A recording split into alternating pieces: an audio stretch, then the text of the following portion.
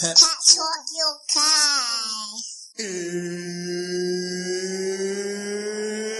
It's time! Everyone talk good game, but it don't really faze me. Nah, the man that ain't mad like Max, the boy that not murky like Ace B. And them guy walk the slide on the back, balling like a baby.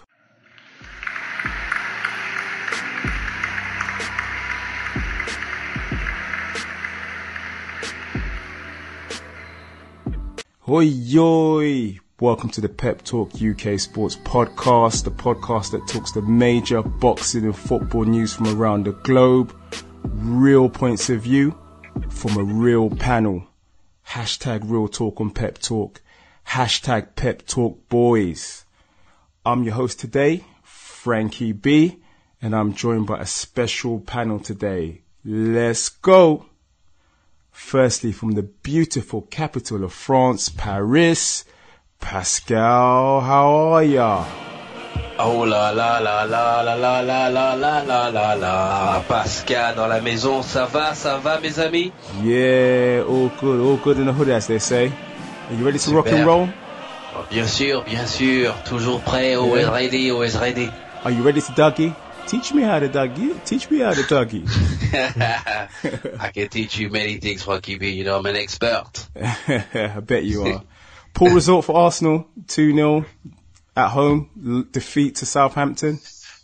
You know, I didn't really care, to be honest with you. You know, we put out a second string team, and Wenger was just using this as an opportunity to get some game time for the players. I mean, you know, it's a home game, so it's always good to win your home games, but you know, Southampton were more dedicated, were more ready, and let's face it, it's the lineup that Arsene Wenger had tonight. You know, then none of them really played together before.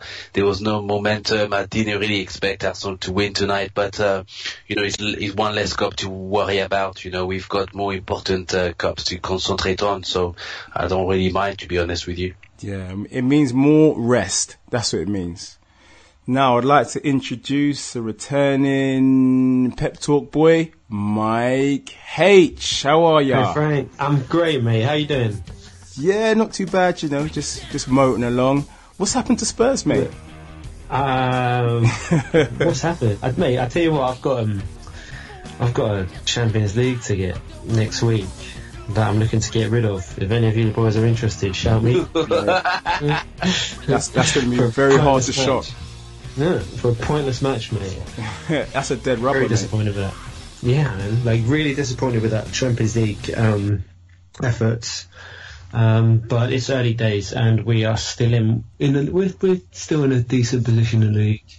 Mm-hmm. I reckon. Just very disappointed in the Champions League. And you know, Pascal, have you fancy a trip to Wembley next week? Non merci. On me, man. No. He said no. No. No merci. Man, I got to take it for them. But otherwise, we're good, man. We're good. Okay, brilliant. Now, moving on. Finally, I'd like to introduce a man that's an aspiring author / writer, but also a boxing and football fan, Kieran Bleek.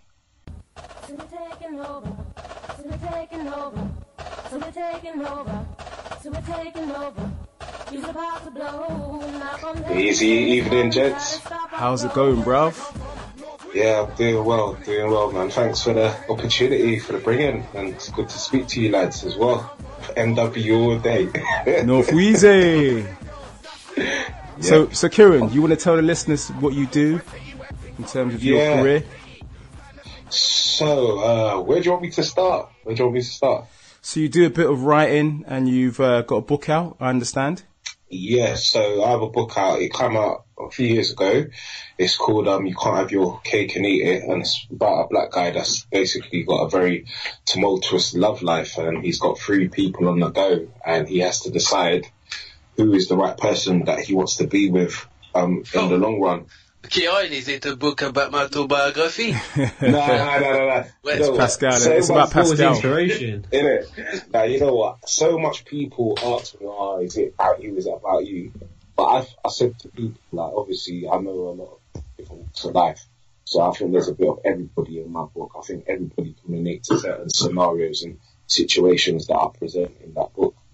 But yeah, I'm just like, as I said, it's been out for a few years now, but I'd love to see it on like TV or like even in the film, because I've been keeping abreast of the Black British programs on BBC Two at the moment, which I found very inspiring. And I saw they did an adaptation of Zadie Smith's book called NW, and I watched it and I just thought, you know what, if you could see that on TV, there's no reason why my book can't like be turned into a screenplay and put on TV for people to watch as well. So Kieran, you want to shout out your social media? Yeah, so you can find me on the Twitter at Mr. Kieran Blake. I just recently joined Instagram, so you'll find me as Blake.Kieran. And yeah, you can catch me on Facebook as well, man. I have my normal page, then Kieran Blake. So yeah, find me. We're going to move on. Now it's time for some real talk on Pep Talk. Let's go. So we start with the boxing results. Domestically, Matchroom had a great card at the SSE Wembley Arena last weekend. Key results were Ben Hall went down to Carsten Jones in the 6th round as his corner threw in the towel. Craig Spider Richards claimed a 2nd round stoppage. Reece Bellotti won to become the English featherweight champion. Jake Ball suffered a 1st round KO to JJ McDowey. Katie Taylor, making her pro debut, made light work of her opponent in the 3rd round. And also O'Hara Davis, he picked up the WBC Silver Super Featherweight title. So Pascal, in terms of the domestic results, Ben Hall, any surprises there? You know, I was very surprised at, well, not too surprised, but do you remember the Carsten Jones versus Jake Paul? We discussed it last week, you know. Kell Brook, you mean? Well, you know, the Carsten Jones, when he fought Kell Brook, he gave him a very tough fight, you know. Really did, yeah. Very, very, very tough fight. And, you know, and Ben Hall, you know, we always knew he was going to be in a very difficult fight. Mm-hmm. And, unfortunately for him, you know, our predictions came rather true, you know, because Carsten Jones is not quite the journeyman that people expect him to be. You know, he still will give you a very difficult fight. You know, he's a very come-forward pit bull type of fighter. And it was unfortunate for Ben to suffer his first defeat, you know, at the hand of a very tenacious fighter in Carsten Jones. You know, we're not taking anything away from Carsten. You know, he's, as I said before, you know, he's the type of fighter that could cause you some problems. And in order to beat him, you have to be on, you know, very good on your A game and you know, outbox him. But unfortunately for Ben Hall, he wasn't in that position to defeat him. Also, he suffered some injuries during the bout, you know, which made him very, very difficult for him to compete. You know, my understanding is he injured his shoulder and he also injured his hand during the fight. Yeah. You know, what was interesting is his corner. He was telling him to carry on fighting, to ignore the pain. But Eddie Hearn also is very much concerned about his stable of fighters and wants to keep them safe. And you know, in the sport of boxing, injuries are very important. It's a very dangerous sport. So if the fighter is unable to continue, I think that it's in the fighter's interest to take him out of there. And eventually the towel was thrown into the round and the fight was stopped. But he will live to fight another day. You know, these things happen in boxing. It's not the end. It's not the end. It's just the beginning. And he's still young, and he can come back. Of course. Now, Kieran, how impressive was Katie Taylor last weekend? Some say she could be the female equivalent to Conor McGregor. Yeah, I definitely see the potential, but as I was saying to you, you know, before, like, I think there's just been a revolution in terms of women's sport, whether it's boxing, mixed martial arts and wrestling as well, like WWE. And I just think, you know, if she continues on the run that she started on, I think we could be seeing someone that could be making that crossover and doing a successful crossover at that as well. Because I'm not going to lie, I was very impressed with the 3rd round stoppage against Karina Kopinska. I was very impressed. I mean, I certainly wouldn't chuck it with her. Very, very quick. Her technique was on point. Her movement was great. She looks a ferocious fighter, I must say. Yeah, she reminds me of what's the woman that was in UFC and beat Ronda Rousey? That's who there was definitely snippets of her character that I saw in her. What's her name? Holly Holm? Yes. I definitely saw similarities there. and I'm very excited for this young lady's future, definitely moving forward. So who do you think would win in a match between her and, what's the female wrestler? Sable, that used to be Brock Lesnar's... Oh, no, come on, man. That's old school, yeah. That's not even a match, man. That's not even a match. Yeah, oh dear. I'm taking it back to WrestleMania 15 maybe, I don't know. Oh dear. Well, moving on, there's been some major news in the boxing world, and David Haye will fight Tony Bellew as announced last week at the O2 on the 4th of March 2017. However, there was a press conference today and it was very, very quiet. No, it wasn't. Pascal, the press conference was very tasty. David Haye threw a punch, supposedly. I'm super gassed up about this fight. David Haye says he's going to end Matchroom Promotions by also beating Anthony Joshua afterwards. Are you convinced that's going to happen? That is absolutely superb. You know, it's the kind of hype that we are looking for. But if I'm brutally honest, I was expecting David Haye to fight Shannon Briggs to begin with, you know, because... Let's go, champ. Let's go, champ. Champ. Of course. He's the champ, you know, of course. Big shout out to Shannon Briggs, you know, good friend of the show. And we were looking forward to that fight in the first instance, but David Haye also, you know, looking for a much more attractive proposition in Tony Bellew. I mean, look, if I'm brutally honest, you know, I think it would be a very entertaining build-up. The fight will not so be as entertaining as the build-up, if I'm completely brutal, because, you know, if you remember when Tony Bellew fought Adonis Stevenson, you know, ended Tony Bellew's chances of acquiring the light heavyweight WBC title, and you know, it was very much a one-sided fight after the second round. So I expect David Haye to beat convincingly Tony Bellew. You know, Tony Bellew will still remain and retain his WBC cruiserweight title, and there will be opportunities for him to unite the division. But certainly, you know, from an attractive point of view, from a commercial point of view, the fight will sell very well. You know, there's already much interest on it from both sides of the Atlantic. You know, even in France, you know, we are looking forward to it. But I certainly expect David Haye to beat Tony Bellew within the first 3 rounds. You know, I don't expect the fight to go more than 3 rounds. Wow. Of course, three rounds.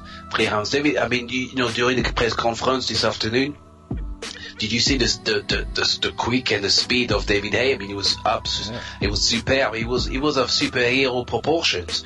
You know, I've never seen a heavyweight fighter throw, you know, a left hand so quickly. It was unbelievable. You know, Anthony Bellew himself will look very shocked. And, you know, the fight is going to be a very, very difficult fight for Tony Bellew.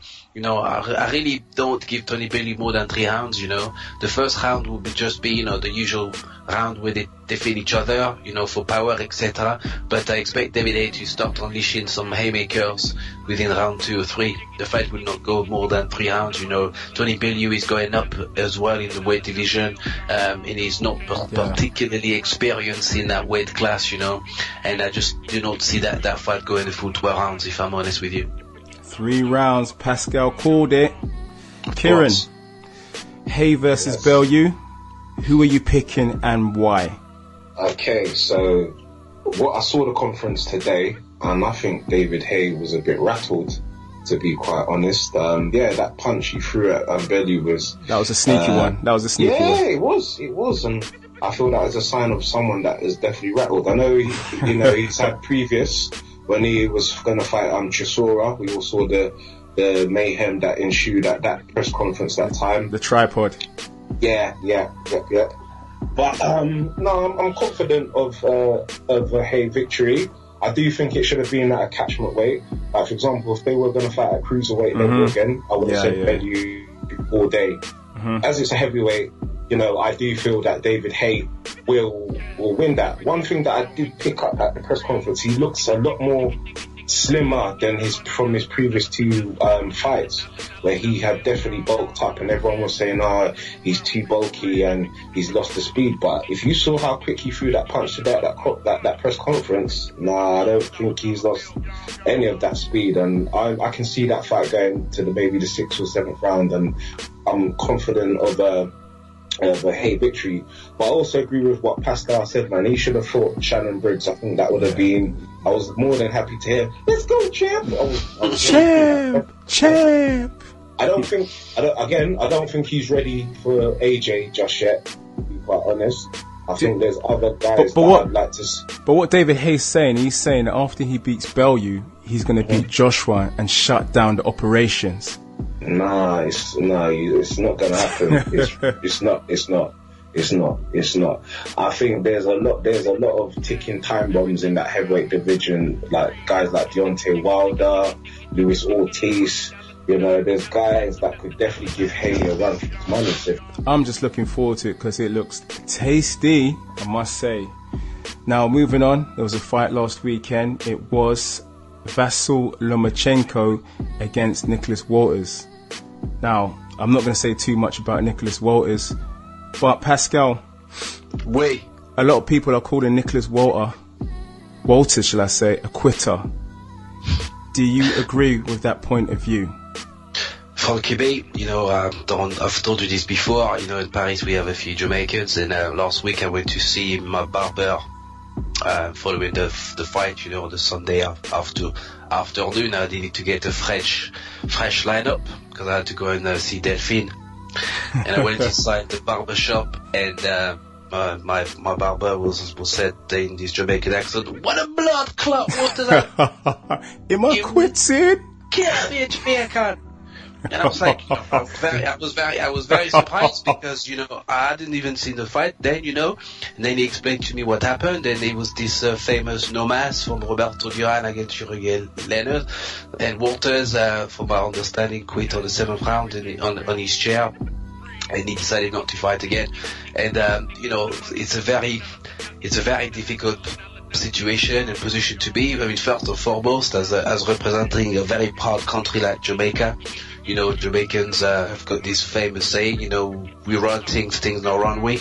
And Walters got run, I'm afraid, by Lomachenko. And also, Walters also is putting himself in a very difficult and precarious situation to have other fights because of his ability to quit, you know. Eventually I managed to catch some highlight of the fight, Frankie B, and I did not particularly see a Walters that was, you know, that was hurt. I believe he could have carried on and finished the fight. There's a lot of towels being thrown in boxing now, I've noticed.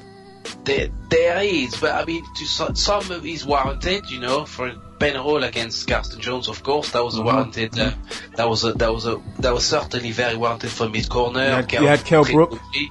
Kerbo Tripogi, of course, you know, because you want to keep the safety of the boxers, but you could visibly see that there was pain and that the boxers was hurt. But Walters was just looking forward to a cup of Ray and a few, you know. I mean, was absolutely. I was flabbergasted, you know. Lomachenko, very, very well technical fighter. You know, he was very impressive. His footwork.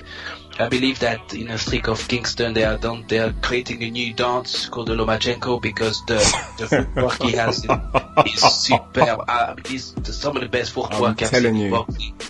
But Nicholas Walters, I'm afraid, didn't make himself proud. He didn't make his country proud. And I would even be surprised if he's allowed to land in Montego Bay. He would have to land at Kingston Airport because they will not allow him out of the airport in Jamaica. Certainly not. And he can't go to Ocho Rios either, can he? Maybe?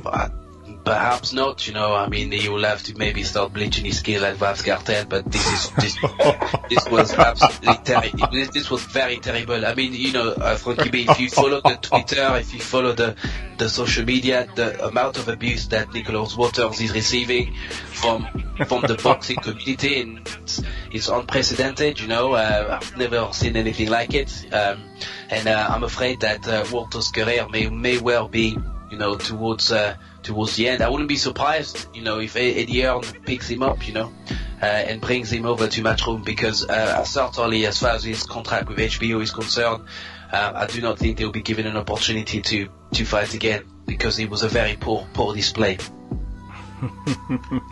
Well, let's hope Walters can come back because everybody deserves a second opportunity. Kieran, how do you rate Lomachenko on your pound for pound list? Oh, he's up there. I definitely think he's up there. I would put him up there with Canelo Alvarez, definitely, in terms of great pound for pound boxers. And I think there's rumours that they want to try and get him next up against Manny Pacquiao, which I think would be a great fight. That would be amazing. And I think it'd be a good test as well. But I want to go back to a point that you guys made about a lot of throwing of towels. I think we're seeing a lot. There's a lot of injuries coming out of boxing at the moment as the years have progressed. And I think the one for me that has definitely stood out, where I think the towel should have been thrown in a lot more earlier, was when Chris Eubank Jr. was fighting Nick Blackwell. And you know, I don't know if you guys read this week, he's got a training license, and he was in a sparring session, and I think he re-aggravated his head injury, so he's apparently back in hospital. So I'm all for, like, you know, protecting boxers' safety, health and safety. Yeah, definitely. But going back to Lomachenko, definitely, I think, you know, this guy's got a hell of a lot of potential, and I think, you know, fighting Pacquiao in a fight would be a great test for him, definitely, moving forward. It sure would be. The only thing with Nicholas Walters, I mean, there wasn't even a risk assessment done, and the man tapped out. I mean, I find it hard to believe. Boy, no comment. It's all in good fun. Now it's interview time. You're an idiot. And AJ walked away with 3 million. You're an idiot. Who's the idiot? You're an idiot. Who's the idiot? You're an idiot. Who's the donkey? Who's the donkey? You look like Who is the donkey now? Who is the donkey now? Trust me, I got more than that. Go. I got more than that. So you want me to put it on you? I'll put it on you, puss. I'll put it on you, puss. Easy. I'll put it on you. Ahead of the massive grudge match between Dillian, Whyte and Derreck Chisora at the MEN Arena in Manchester on December the 10th, our boxing correspondent Shaz Chowdhury, amongst other journalists, got to hear from Dillian the body snatcher Whyte at the press conference a few weeks ago. Pep Talk UK are joined by Mr. Dillian Whyte. Your obviously last fight was Ian Lewison, which is a similar sort of London against London derby, someone you knew well. Yeah. Is that giving you good preparation for this fight? You know, I go into the fight, I approach it all the same. I just take it step by step, and I do with it. You know what I mean? He's Ian Lewison's teammate, have the same trainer, and they fight the same way. But Ian just a bit more classy and throw a better array of punches than what Chisora does. Chisora just sort of wing both hands, left hook, right hook, sort of thing. The fight doesn't throw anything straight. He doesn't really jab. At least Ian Lewison actually does jab, and he does throw some cut through punches, which is a little bit awkward at times. But the difference between him and Ian is he would try to play a bit more pressure and he'd be a bit more motivated. That's all it is. That's all it is. You know, that's all it is. He would have a slightly better engine, and he would be a bit more motivated than what Ian is. That's all. You know, that's all it is with Derreck Chisora. He said I've been improving, I've gone backwards. Derreck Chisora is the most one-dimensional heavyweight in the whole of boxing history. He fights the same style. He's very deluded. He does the same thing over and over again. You know what I mean? He just goes into his rhythm, and he's just like, oh, whatever sort of thing, you know. And you can see a bit of that in the press conference today. They showed a bit of that as well, like, oh yeah, whatever, you know. He is unpredictable, isn't he? You don't know how he's going to be. Is that I don't know, how do you kind of handle that, especially in these sorts of situations? A lot of that he acts up. A lot of it he does it to freak people out, to psych people out, or he does it to make people think he's a bit off key. But it doesn't bother me. It doesn't bother me because I know him. I know what he's like. I know guys like him. I know what they're like. So just like whatever. If he acts unpredictable, alright, whatever, cool. Just ignore him. That's the best thing. You just ignore him, and then he just starts. You know, then he doesn't know what to do with it. But it's like a child. If a child cry all the time and you run to the child get used to that. You know, so if Derreck should just start crying, you say, alright, no worries, you're okay, you're not choking or you're not dying, and that's alright, you just leave him to it, you know, and then sooner or later he will learn that crying doesn't get him what he wants. Is there a danger when Derreck fights quite one pace to so that you end up fighting at his level rather than you're more No, I'm gonna go out there and do what I need to do, you know what I mean? I believe this fight is one of the fights. This is my coming up party, so I'm gonna do what I need to do, you know what I mean? And this is my fight where I believe launches me on the real stage. So if he fights at one pace, then good. I'll be able to change the pace up and down, drop it up and down. You know, so that's good. You know, for me that will be good. But I think with me, he would try not to be one pace because he'll be motivated. You know what I mean? These guys that fights me, they always motivate themselves. You know what I mean? It's like guys like Dave Allen and everybody's cussing, but he's a tough man. He went from this level to that level, and he was determined he wasn't going to get stopped. You know, Ian Lewison the same. You know what I mean? Even the guy I fought at Makama, Bakurum, you know what I mean? He stood in the pocket and shredded Tony Bellew and Michael Wallish, and what's the other fella name that he fought? Southpaw, Francis Pianata. He went 12 rounds and he stayed in the pocket and traded him, but when he fought me, he knew he couldn't do that, so he motivated himself to move around and to be elusive, you know what I mean, which caused me a little bit of a problem earlier until I started hitting him. So, you know, these guys motivate themselves to, and they come up against me because they know they need to be the best they can be against me, you know what I mean. So I'm expecting the same thing from Derreck. He looks a bit heavy at the minute, but we'll see. He's got 5-6 weeks to trim down a bit, so I'm expecting him to come in about 18 stone something, so we'll see how it goes. When people say when people say this is the best fight of the night, it's not the Joshua fight, your fight is the best fight. It is. People are going to pay the pay-per-view. In all honesty, it is a better fight than Eric Molina and Joshua. Listen, Molina is one of those guys. He's a tough guy. He's game as hell. He'll come to fight, but I just think Molina is a bit unpredictable as well, because this is a man that almost knocked Deontay a while, and this is a man that also got done by Ariolo in a round. And this is a man that's gone to Poland and knock out Thomas Adamek or whatever. So it depends on what mindset Eric Molina comes in. He's a guy I respect very well because he's a fighter, so I respect him a lot.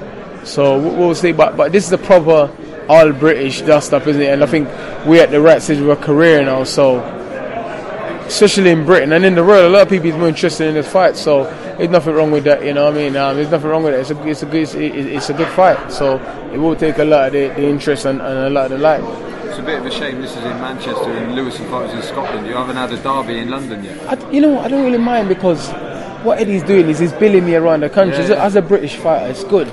Some guys can only pull a crowd in London. He's billing me around the country, so we're British fighters. We're not just London fighters. You know, it's called the British Boxing Board of Control, not the London Boxing Board of Control. So if I can fight in Manchester, build a fan base there, fight in London, fight in Scotland, build a fan base there, it's good for me. It's good for me. That's like Frank Bruno. Frank Bruno had fans all around the world, all around the country and stuff. So, you know what I mean? That's how I look at it. I don't look at it as, you know, it's in London. I would love it to be in London, but I want to appeal to the whole British public, not just London crowd. I don't want to just be, in London. You know, it's good to fight away as well, you know, go and fight, and then people gain more respect for you. You're more accessible to the fans, because a lot of people can't afford to travel from Scotland to London, or they haven't got the time because of work and children or whatever. So it's good to actually go to them and fight there, and meet some people that would never really meet you unless, you know what I mean. So it's good, you know. How have you found that over the last couple of years? Because your profile has gone through the roof, and you're one of the most popular in terms of social media and stuff in the country. How have you dealt with that, and are you enjoying it? I enjoy it because I'm a people's person, and I realise without the fans you're nothing in this game. You could be the best fighter you want. If you're boring and you haven't got the fans behind you, then you're not going to get to your full potential. You know what I mean? This sport is a fan-based sport. You know what I mean? And I give my time to the fans, and you know, and then if the fans reach out to me on social media, whatever, I try and get back to them. I try and spread love to the fans and show them love and stuff like that, because I understand the importance of being accessible to the fans, you know what I mean? So I enjoy it, you know what I mean? I enjoy it. And like I said, these people, regardless of what you look at, these people pay your bill and they make you what you are. So I try and give back to them, you know what I mean? I'm very accessible to the fans. You know, it doesn't matter, old, young, male, female, I try and always keep in touch with them. You know, I try my best. It's a bit difficult with the training load and stuff, but I try and always get back to as much of them as I can, you know? Dylan, thank you very much for that. We at Pep Talk UK love you and hope you the best of luck on fight night. Shaz also met with the man that will be in the opposite corner, Derreck Chisora. Pep Talk UK are honoured to be joined by Mr. Derreck Chisora. How are you doing, Derreck? You alright? I'm alright, man. I'm happy. I see Dylan try to goad you, get under your skin, but you're not having any of it. There's nothing under my skin, man, but done veins and blood. So I don't bite on that nonsense. I've been speaking to Steve Goodwin, who had very good things to say about you. He talked about sparring sessions that you and Dylan have had in the past, and his recollection of it was different to Dylan Whyte's recollection of it. What's your recollection of these? My recollection is, Dylan done well, I done well. You know, sparring, what happens in sparring stays in sparring. I'm not the one to brag about what happened in sparring. You know, he did okay, I done okay, and that's it. You've been and fought the world's best. You're fighting Dillian Whyte. Where does he rank amongst the people that you fought? Every fighter is ranked wherever they want to rank themselves. You know, I believe that the fight me and him is going to be amazing come on the night. You know, so it'll be great for both parties, myself, his team, and everybody. So you know what? All I say to those people at home: tune in, watch the fight, enjoy it. Mr. Chisora, it's always a pleasure. We wish you the best of luck on fight night and the best of luck with your career. Thank you.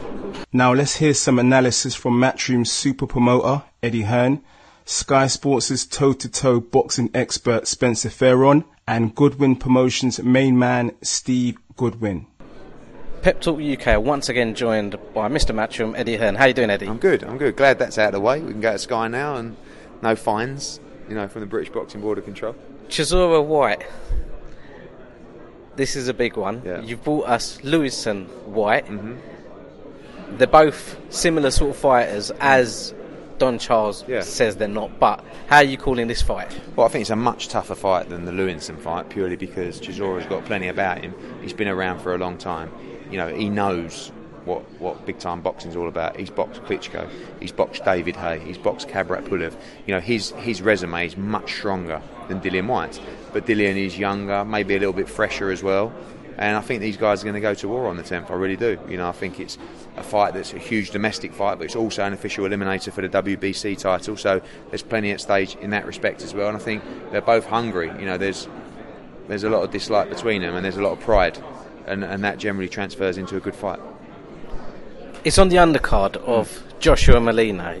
The card's already beginning to look healthy. You're stacking up already, aren't you? A bit of a treat for the fans. Yeah, I mean, look, you know, obviously people were looking at the Joshua Klitschko fight. They got Molina instead, which I believe is a good test. It's not Vladimir Klitschko, but I believe it's a tougher test than Dominic Brazil, which is his last fight. I think the undercard is stronger than the June the 25th undercard. So, you know, as far as I'm concerned, we're happy with the show. We went on pre-sale today, which sold out in a couple of minutes. It'll be general sale tomorrow, which will sell out again in a couple of minutes. So that shows you the demand to see this show and to see these fights. So, you know, we're happy. It's a great show. Good to have the heavyweights on. Luis Ortiz as well. You know, Katie Taylor will be on the show. You've got Kalia Fine, a really tough fight against Conception for the world title. Scott Quigg returning. Burton against Buglioni, great fight. You know, and more to come as well. I'd pay for any one of them bouts. Yeah, just on their own. Yeah, no, they're good. Listen, I mean, there's always the debate about pay-per-view, isn't there? But at the end of the day, we believe it's a quality show that's going to give you for value for money. If you don't, you won't buy it. If you do, we hope you enjoy it. And I guess we'll be judged on December the 11th. Eddie, thank you once again.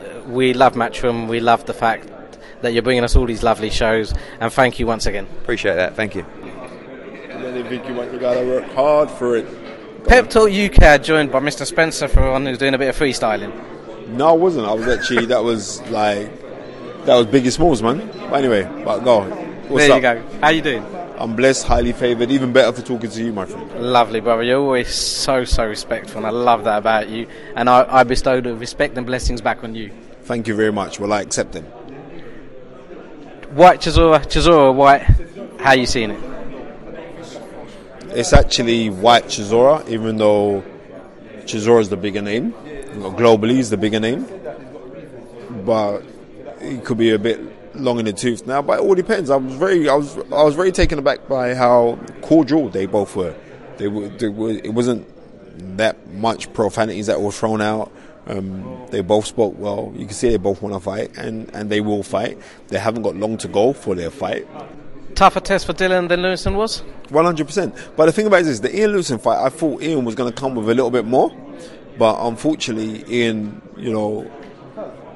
shot his tank after 2 rounds. And this is what happens, is like people scream for opportunity. Oh, I'm not getting the opportunity. And then when opportunity comes knocking, you're not prepared for it. You need to be prepared for opportunity. When opportunity comes to you, you got to grab that thing with 2 hands. So he wasn't prepared for it, even though he thought psychologically he was prepared for it, and that be carrying through. But if you looked at Ian's body, that didn't look like a man's body that was going to be prepared to say they're going to go and fight a man that's only got 1 defeat, and the defeat that he has got is against a heavyweight champion of the world. Spencer, it's always lovely to get your thoughts. Keep doing what you're doing. We love you at Pep Talk UK, and thank you for your support. Listen, man, like I said, keep it. Like I said, 3 shows at Sky Sports now. Myself, Ed Robinson, do a wicked tactical breakdown, which is going to be out next week on demand. Keep it hashtag toe to toe. I love the fact that so many people send in tweets. The numbers are fantastic on there. And like I said, toe to toe podcast that we do on iTunes is consistently top 10. So off of that takes me back that we got like millions and millions of people around the world that listen to my voice and listen to my opinion and respect my opinion. So because of that, I'm grateful. So you guys must respect my opinion as well because you're interviewing me. So thank you. Spencer, once again, you're a star. Thank you very much, brother. Bless, man. I'm joined now at Pep Talk UK by Mr. Goodwin, who always puts on fantastic shows that Pep Talk UK attend and love. How are you doing today? Yeah, very good, thank you. Chisora, Whyte, or Whyte Chisora. I know one of them's your man. How are you calling this fight? I think Derreck wins. I think there's no doubt in my mind that Derreck's performances against Klitschko and the like and Helenius are far better than anything Dillian's ever done. Dillian's a good fighter. Derreck's just a better fighter. And going back to Don Charles is going to be the difference. He's more motivated and focused and hungry than he's been in 2 or 3 years. And I think he will show that on December the 10th and win the fight. Dillian's made reference to old sparring sessions between the pair. Do you think any of that will have an effect on the night itself, or is it just that's in the gym, this is in the ring? And also, I was at a few of those sparring sessions. I watched them because at the time I was managing Ian Lewison, and Ian Lewison was involved in the sparring sessions, and I watched plenty of them. And I was watching them. I wasn't associated with either boxer, and I watched them. And let's say that Dillian's recollection of that is far different than my recollection of the sparring. What is your recollection of the sparring? That I would say Dillian put up a good spar. It wasn't a one-sided spar, but Derreck definitely got the better of the sparring. But I would say Dillian has improved a lot since then. I'm just very fair and honest. But Dillian's versions that he beat Chisora up are ludicrous. Didn't happen. Now, for Derreck, this is a huge stepping stone, or a small stepping stone. He's been in bigger arenas, he's fought bigger opponents, but with his age, this may be last chance saloon for him. I wouldn't say it's a stepping stone. I would say it's an absolute crossroads must-win fight. To lose this fight would be the end for him. And he has to win. He has to win this fight. And then next year we'll work together with the Sauerlands to create the opportunities that he will deserve if he wins this fight. But we need to win this fight to put us in the bargaining position to demand and request and get what we want. Mr. Goodwin, it's always a pleasure. Keep doing what you do, because you are giving opportunities to a lot of young fighters that perform at York Hall, which is a second home for me, and I feel you deserve a lot more recognition than you get from boxing fans, from people in the industry. Thank you very much from all at Pep Talk UK. And thanks a lot for coming down and looking at the shows. And it's not about me, it's about the boxer, so I'm cool with that. Lovely. Thank you, sir. Cheers. Thank you, Shaz. Now it's football time. We talk about the Premiership and we talk about the Champions League on Pep Talk. Right, guys, as always, we focus on the key Premiership results from the previous weekend. We'll start with Manchester United. Mike H. Mourinho's at it again, kicking water bottles on the sidelines, mate. He is at it again. I mean, he's losing his rag, but should it be sent to the stands for kicking a water bottle? What do you think about that? It might hit someone, health and safety and all that.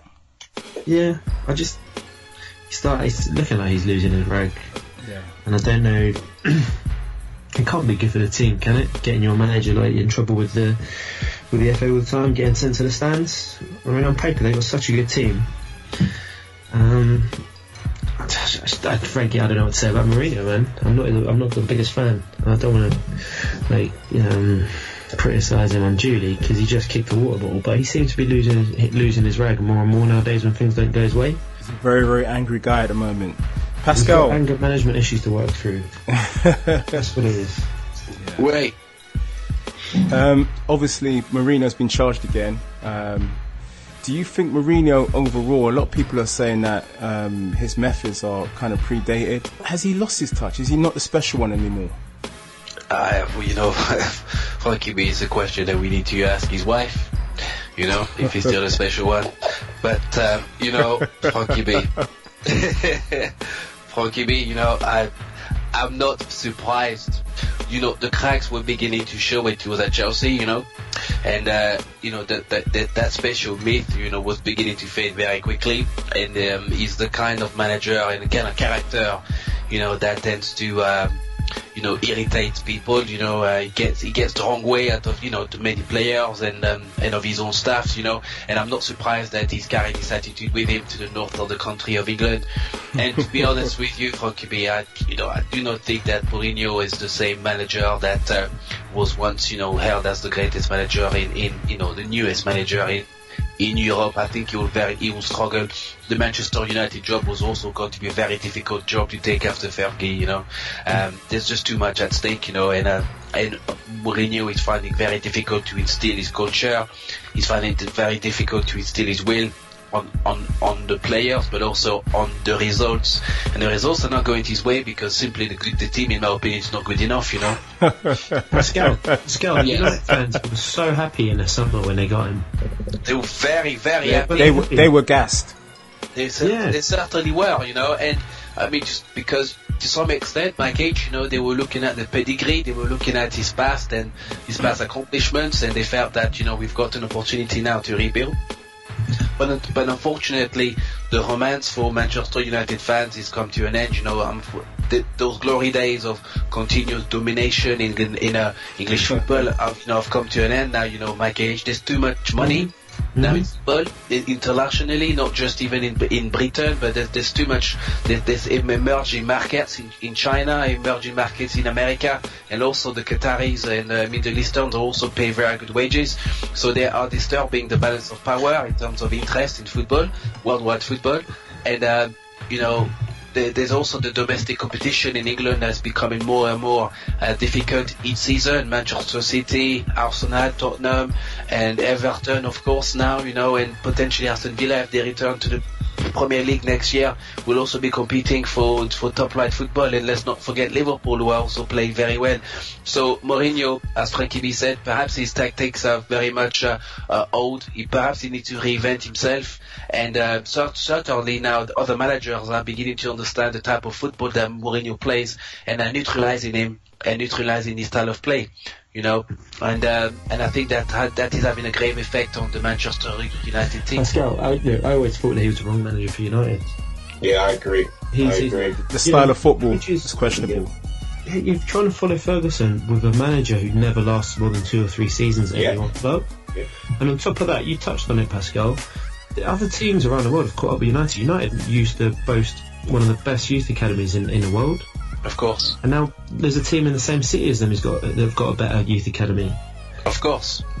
So it's not my problem. The last player they brought through was what's the guy? He went to Everton. What was his name? Cleverly. That's Cleverly. It. Oh, he was in Man United class. He wasn't. 80k a week, mate. No, he's not. Yeah. Where are you getting that from? Cleverly. He's not. No, he's not. Yeah, all the United fans were complaining about that. 80k. Yes, of course. I remember. Yes, 80,000 euros, or even a bit more than that. And the problem with Manchester United, Michael, as you rightfully said, they now become a buying club. Where they are buying talent as opposed to, developing the talent, which means that they no longer have the patience to win. To build a team that can compete at the highest level, because the quality of football around them has significantly increased. And did you read that article not that long ago about United being the top paying football club on the planet? Yep. Like they're a first team United player makes a 5.77 million a year. That's like 120 grand a week for the average first teamer at Old Trafford.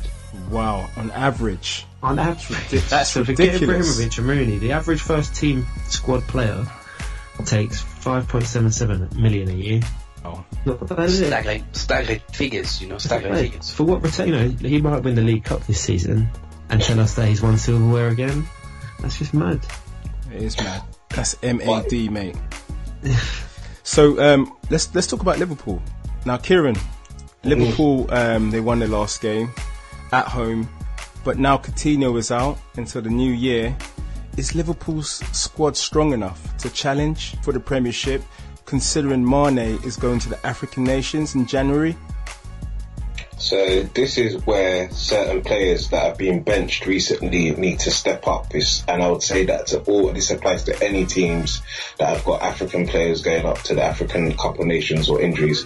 A man like Daniel Sturridge now, this is his chance to step up and show the Liverpool faithful and all of those in the football world that you're a great player that on his day once he's consistent and injury free and do the business up front, score the goals, be that strong team player, and keep carrying Liverpool in the position that they're playing at the moment. Does a good dance as well, doesn't he? Daniel Sturridge. I love it. That's the Jamaican in him, man. I got to give him props for that. Definitely. I mean, I went out with Mike H a couple of weeks ago. Mike H was doing that dance.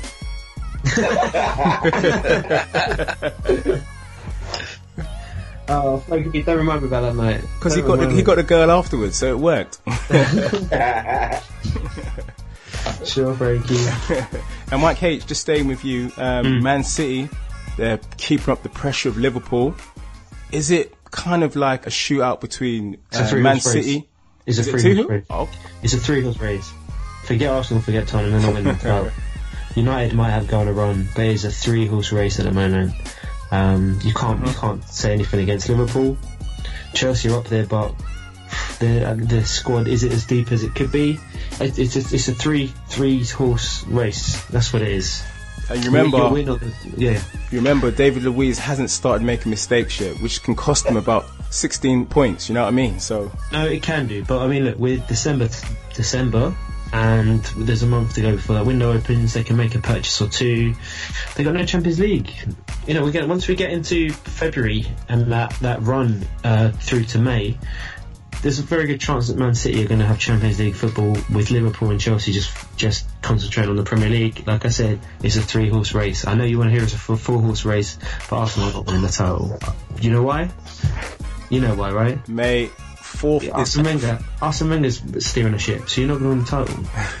I got to agree with Mike on that one. As an Arsenal fan myself, I've been wanting Wenger to go for years, and I know that might surprise a lot of people, but I just think he's hell-bent on trying to win that European Cup or Champions League, and it's not going to happen. It's not going to happen with the squad of players that we have at the moment. We still need,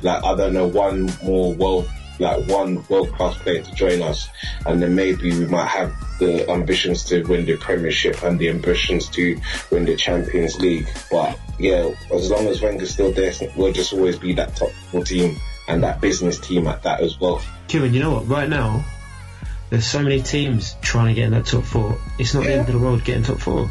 It's really no. But when you look at the calibre of Arsenal, and maybe it is a case of looking at past victories, man, that a team of Arsenal's calibre should not be aiming for top 4. They should be winning that Premiership. Yeah, but you can say that again about Man United, and Man United is 6th in the league. Like, Arsenal had a very good chance last season to win the title. Same with Spurs, and we both blew it. Now Chelsea, Liverpool and City have come back stronger. But you've got to remember, guys, 4th is a trophy. For you lot, it might be. But I don't think top 4 is top 4 will take top 4 this season. I think Chelsea, Liverpool and City are probably going to do it. And then who else? Some big teams are going to miss out on top 4 this season. Well, we can't realistically expect Arsenal. Arsenal are going to win the league. Come on. No, I agree. No, I said that about Leicester, and look what happened. But I just think this season, get top 4. Wenger can step aside, let the next manager come in with at least Champions League football to play with, and bring in the extra players. Let Wenger go in the summer, or go upstairs, or wherever he wants to go. Wenger's not going anywhere, man. He's not going anywhere, man. I've just kind of accepted that. Like, he goes when he's ready.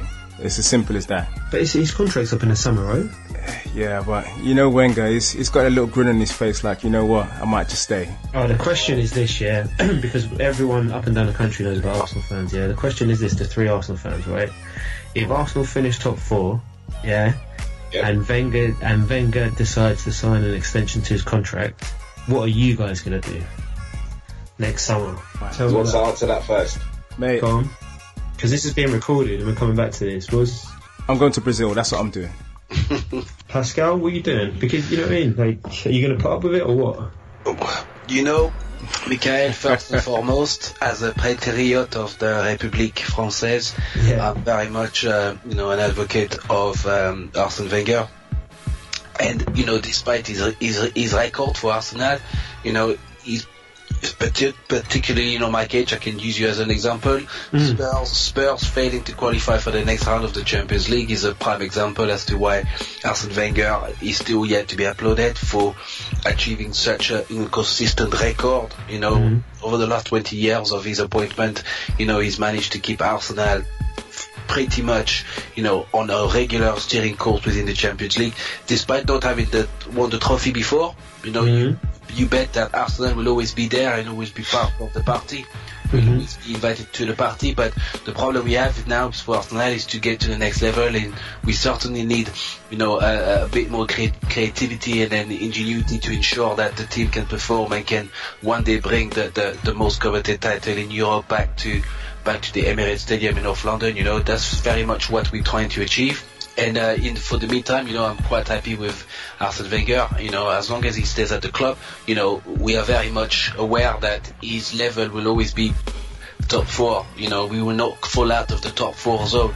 The problem that we have is the tactics that we have is not particularly great. And I give you an example. When Ramsey decides to be playing at the position that Oxlade-Chamberlain should be playing, it becomes a very big problem for us because, the game has slowed down quite considerably with the introduction of Ramsey, because you have got Ozil and got Ramsey in the same team and with not passing the ball with much purpose and with much speed and accuracy, whereas Oxlade-Chamberlain, for instance, should be playing in that position and could be giving Arsenal a bit better dimension.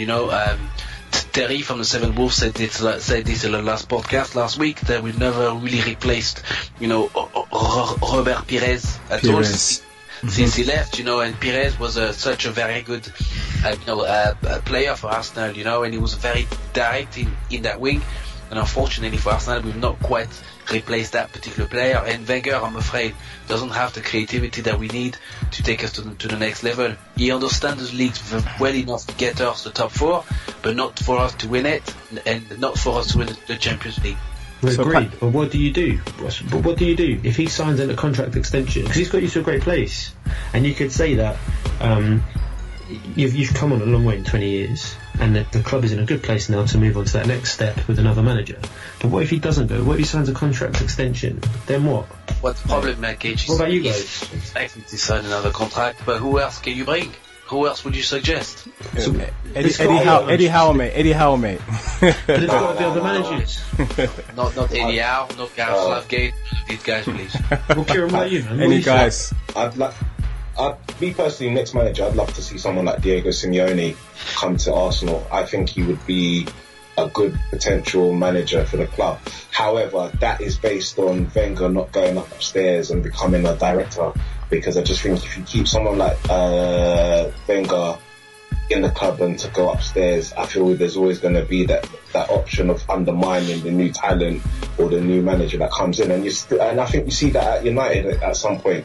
I still think, even though Ferguson is not the manager there no more, because he's like an ambassador for the club, he's still got that influence, and maybe that is an underlying reason why maybe Mourinho can't do the job properly at United at the moment. I would like to bring in Paul Gascoigne, mate. I think he'd bring a great drinking culture to the club, mate. You forget Arsenal had that with Adams and Merson and look back. And Ray Parlour back in the day. Yeah. Arsenal, we were some wild boys back in the day. But speaking of Arsenal won 3-1 at home against Bournemouth, and they were inspired by Alexis Sanchez. Pascal, how important is Alexis Sanchez to Arsenal's title bid? Very much so. I think what's very important for the fans of the club, of course, and for the team is for Sanchez to commit to another contract. First and foremost, Wenger has been said in the press that he's not necessarily worried about that, and he wants Sanchez to concentrate on his football. But I mean, Sanchez is a phenomenal player that deserves a lot more accolades than he's been receiving. He's won the Copa America twice with his country. He's been voted the best player in South America. His country is also likely to qualify for the World Cup in 2020. And a player of Alexis Sanchez caliber is a Champions League winning player. I can see Alexis Sanchez will do very well at Bayern Munich. He's very much that type of player that could give Bayern Munich some very good attacking options. Franck Ribéry, he's beginning to show signs of days of him being great behind him. And Alexis Sanchez will be a very good replacement at Bayern Munich. He could also go back to Barcelona, where we got him from. And there's so many opportunities for him, And I'm just worried that Arsenal will not able to keep him any longer, because he's a player with very big ambitions. Whenever he gets on the ball, whenever he plays, he's the type of player that plays with his heart, lots of passion, South American flair. And he's very much an important player, and one that we must keep in the team, Pascal, I've got a suggestion. Take him out for a night in Camden Town and he'll stay. I hope so. There's some very good Cuban nightclub. Shaka Zulu, mate. Good. Yeah, Shaka Zulu, of course. Yeah, yes. We can take him there. Very much. I mean, he's very much an important part of the Arsenal fabric, and also, the type of players like this, raises the game of other players, because the energy is such a high, and it's important to have these big characters on the pitch when you are playing, and his absence will be very much felt throughout the team and throughout the club, and it will be good for Arsenal and the team and the club to cement him for another couple of years at the very least. Yes. Now, Mike H, I think you know what I'm going to ask. You guys went down to Chelsea. What happened, my friend? What's going on with Spurs now? Like, you started well, you're unbeaten, and all of a sudden it's like the wheels have come off now. We're still not in the worst place. We're not going to win a title. And even the slimmest chance we had of winning a title went when we lost at Chelsea. We're not the last team to lose at Stamford Bridge. We're not on that level of winning a title. We haven't come on as much as we would have hoped since last season. But you know what? When Victor Moses scores, you've got problems. Nah, man, he's having a great season. The guy's having a great season.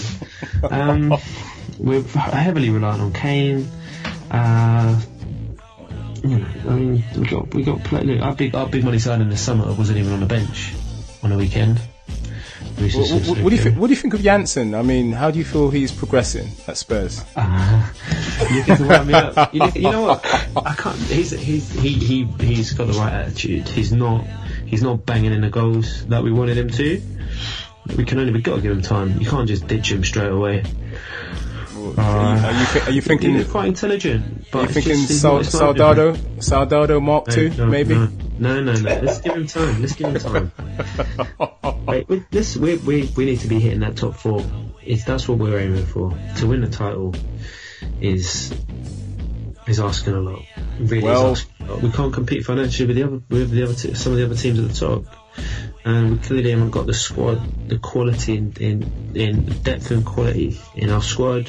Sissoko's been dreadful, really, really bad this season. Yeah. He's our big money signing. Janssen's the striker we brought in. He's not been contributing the goals, but he's working hard. I mentioned on an earlier podcast that there was a game earlier on in the season where neither Son nor Eriksson found Janssen with a single pass in the game. Ali with a single pass in the game. So I think there's something there. Whether they don't know how to best use him or the players don't know how to link up with him well, but to play a whole game and two of your midfielders can't connect a single pass to him is saying something. I'm not judging him just yet. Give him a bit more time. But we need goals. Like we're well behind on goals. Chelsea 29, Liverpool 32, City 29, Arsenal 28 goals scored, and us on 19, and United on 18. So it's not surprising that we're 5th and United at 6th. There's still time, fellas. So at least 13 games in. There's still time. Don't worry about that. But we got to get some things right. I think it shows when Toby Alderweireld isn't playing. Kyle Walker, it's time after time after time we see that he's not like got the highest IQ. He makes mistakes. Rose has come on. Rose is the best English left back at the moment. I can't say anything. He's the best English going forward. That kid is something else. Dembele, what a player when he's on a pitch. When Yama's had a decent season, we're missing the link-up play. Dele Alli is not number 10. We're moving in the right direction. To get knocked out of Europe so early is a bit crummy. I don't really want to be in the Europa League, but it's good for the kids. And we've just got to be trying to get into that top 4 as much as we can until that stadium's complete. We're still up there, Frankie. Listen, we're right on your tails, mate. So don't, let me get excited. Wow. You still got to come to us. We've got to go to White Hart Lane. And you guys always do well there against us, but hey, you know what? Pain, mate. Look, just remember, 4th is a trophy. Right? Say again? 4th is a trophy. Just remember that. It's not a trophy, bro. It's not a trophy. But we want top 4. If we can get top 4, we'll be happy. We're not going to complain this season because it'll be 2 years on a bounce, and it means that we'll probably knock you out of top 4. Wow. Well, let's wait and see now. Let's talk about Chelsea because it's a big game this Saturday lunchtime, and they go to the Etihad against Man City. I need some predictions. Kieran, first of all, prediction on this game and why? You know what? I think City have been inconsistent this season, whereas Chelsea, ever since they lost to us at the Emirates and they changed to that 3-5-2 formation, they've been on a roll. So I'm going to go for a Chelsea win. I'm looking to a 2-1 victory to Chelsea at Etihad. 2-1. Pascal? Frankie B, I agree with our guest today, Kieran Bleek. I believe that Chelsea, this Conte is very Italian, crafty Mussolini coach, and and I expect him, to surprise, General Franco, aka Pep Guardiola, at the Etihad Stadium, and I expect actually Chelsea to be in 3-1. Chelsea are a very, very good side. They only have to worry about 1 or 2 games a week, depending on the team, on the League Cup games, and he's preparing them very well. And the players are also believing in the new formation that he's introduced, and they're just playing exceptionally well, and teams are finding it very difficult to cope with it. And I expect Chelsea to win that game, Mike H. Tie. I'm going to go 2-2 draw. Okay, well guys, to round it off, I'm going to go for 1-0 Man City victory. David Luiz gives away a penalty in the 89th minute. Wow. Yeah, that's it. So hopefully we'll see a good game. Now guys, that's our time. I'd like to thank Mike H. I'd like to thank Pascal. I'd like to thank Kieran. Join us again next week for another Pep Talk UK podcast. Boom.